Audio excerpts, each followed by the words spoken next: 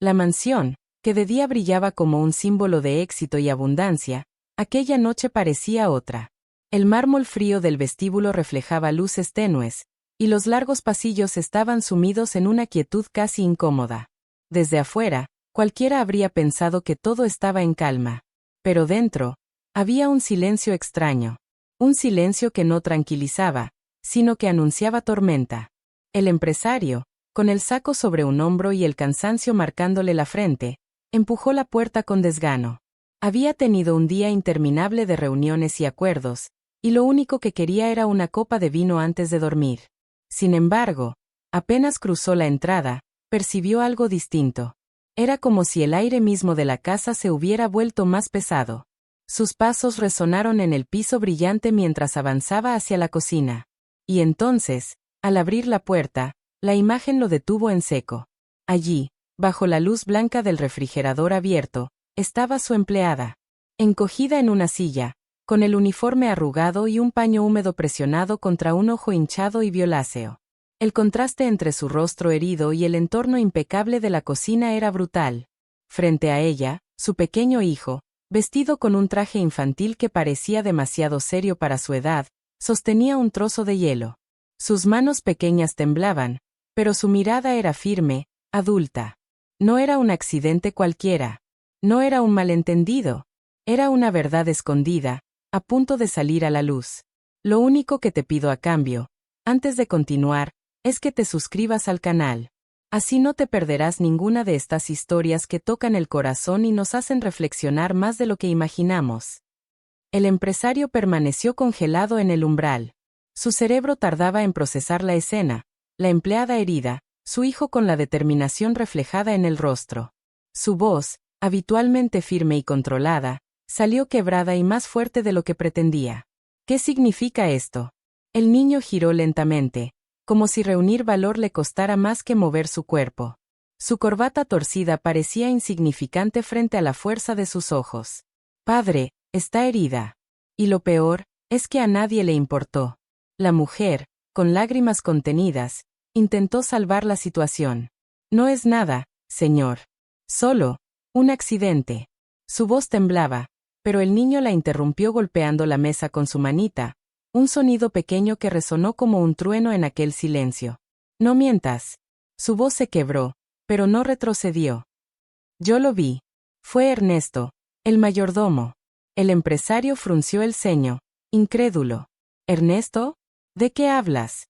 El niño tragó saliva con dificultad, pero no apartó la mirada. Ella rompió 2 platos, y él explotó. Gritó, la insultó, la llamó inútil. Y luego, la golpeó. Una vez, y después otra. Yo estaba allí. No lo soñé. La empleada escondió el rostro en sus manos, como si deseara desaparecer. Por favor, señor, no lo empeore. Necesito este trabajo. No puedo perderlo. El empresario quiso replicar, pero las palabras se le atoraron en la garganta. Fue el niño quien rompió de nuevo el silencio, con una voz tan tierna como firme. No te mereces esto. Tú no hiciste nada malo. Él no tenía derecho a tratarte así. La mujer lo miró como si no comprendiera cómo un niño podía tener tanta claridad en medio del miedo. Y el padre lo miraba atónito, como si por primera vez descubriera que su hijo tenía un coraje que él mismo había olvidado. La mujer respiró hondo, pero sus manos temblaban tanto que el paño casi se le cayó de los dedos. Sabía que su silencio ya no servía de nada, y aún así hablar parecía más difícil que soportar el golpe. Con la voz quebrada, apenas audible, confesó. Estaba lavando el juego de porcelana, el de Italia. Esos platos cuestan más de lo que gano en varios meses. Mis manos estaban cansadas, resbaladizas por el jabón, y uno se me cayó. Luego otro. Ambos se hicieron añicos contra el suelo. Hizo una pausa, como si las imágenes aún la persiguieran. Él vino corriendo. No gritaba, rugía. Me llamó inútil, torpe, una carga. Dijo que no merecía ni siquiera estar en esta casa. Yo traté de disculparme, lo juro, pero él no se detuvo. Llevó el paño al moretón, como si al presionarlo pudiera borrar lo ocurrido. Me golpeó primero en la cara. Cuando tropecé, me agarró del brazo y me dio otra bofetada. Yo solo repetía, Lo siento, lo siento. Las lágrimas comenzaron a desbordarse. Después me advirtió. Si dices algo, te despiden. Él me elegirá a mí, porque llevo años aquí.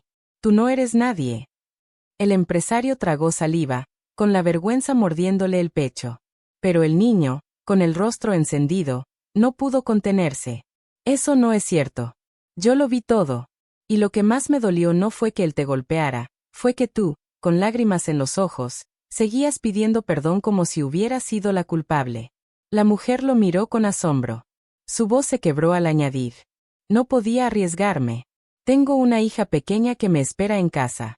Si pierdo este trabajo, ¿qué come ella? ¿Dónde duerme? La cocina entera se volvió un espejo del miedo de la mujer, pero también de la fuerza inesperada de aquel niño que se negaba a callar. El ambiente en la cocina era tan denso que hasta el sonido del refrigerador parecía ensordecedor. El empresario caminaba de un lado a otro, con pasos lentos, como un león enjaulado. Sus puños cerrados se abrían y cerraban, pero todavía no había tomado una decisión. De repente, la puerta se abrió.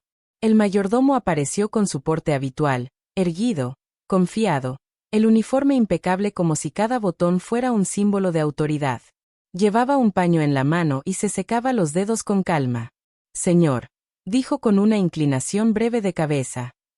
Escuché voces. ¿Ocurre algo? La empleada se tensó, bajando aún más la mirada, como si su sola presencia la encogiera. El niño, en cambio, se puso derecho, endureciendo la barbilla. El empresario lo miró fijamente, y cuando habló, su voz retumbó como un trueno contenido. Ernesto, ¿qué hiciste? Por un segundo, el mayordomo palideció, pero pronto recuperó su máscara de control. Con todo respeto, señor, ella rompió 2 platos valiosísimos. Yo le llamé la atención. Eso fue todo. Está exagerando. El niño dio un paso al frente, como si las palabras lo empujaran desde dentro. Eso es mentira, exclamó con la voz quebrada, pero fuerte. Te vi. La insultaste, la golpeaste, y hasta sonreíste mientras ella lloraba. El rostro del mayordomo se tensó, pero trató de reír con nerviosismo. Señor, ¿va a creerle a una sirvienta torpe y a un niño? Yo he estado aquí más de 10 años. Usted sabe que siempre he sido leal. El empresario respiró hondo, pero su hijo lo interrumpió, alzando la voz con una convicción que estremeció la sala. No es solo su palabra, es la mía. Y si no confías en mí, padre, entonces no confías en tu propio hijo. El silencio cayó como una losa. El mayordomo, por primera vez, titubeó. Una gota de sudor recorrió su frente. La empleada sollozó bajito, incapaz de levantar la vista. El empresario sintió que el suelo se movía bajo sus pies. De un lado, años de confianza en su empleado.